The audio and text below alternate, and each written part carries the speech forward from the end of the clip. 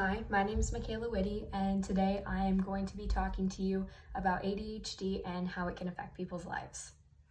Did you know that in the past 8 years, the diagnosis rate of ADHD has gone up 42%? This information is crucial for everyone to know because we will all run into someone in our lifetimes with a disability, and we need to understand how to support and help them. I have been involved in many different groups at school that deal with kids with disabilities. I have learned so much through these groups, and I really just want to make other people knowledgeable on this subject. So in this speech, I am going to talk to you about how people can get ADHD, why they can get ADHD, and how it can affect their lives and other people's lives. So it really all just starts with genetics. ADHD can run through families. Genes play a huge role in this, and they are very complex. But it is not a single genetic fault. Some studies have even shown that there is an imbalance in the neurotransmitters in people with ADHD's brains. I found this information on the NHS website. The NHS is the National Health Service website, and it is the UK's biggest health website. More than 2,000 companies share their research. I also use the US National Library of Medicine, and they have research from the US, the UK, and China on there. But there are other ways that people can acquire this disability. They include being prematurely born, being born with epilepsy, or suffering from a brain injury.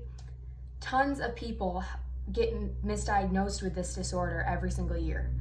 Doctors think this could just be like anxiety or depression, but there are two key behavioral patterns that play into having ADHD, and they are inattentiveness and hyperactivity.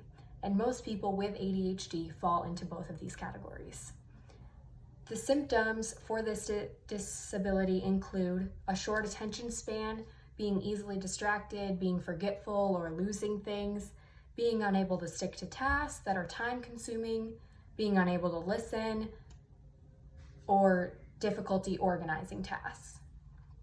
I use the NHS again for this information. They are very trustworthy. They are ran by medical professionals experienced on this topic. So now that you understand where this disability comes from, I'm going to tell you how this can affect people. Having ADHD can make a huge impact on how people with this disability live their day-to-day lives. It can make them unorganized, forgetful, and distracted. It can also worsen some people's time management skills and their focus. I have read a lot on this subject on the Bridges to Recovery website. They have been helping people for many years, and they really gave me a good overview on what makes up these disabilities and how to educate people on them. So I hope learning about what these disabilities entail can really help you to get a better understanding of how people with disabilities live their lives. Overall, I have talked to you about how people can get ADHD, why they can get ADHD, the different symptoms, and how this can affect people's day-to-day lives and the people around them.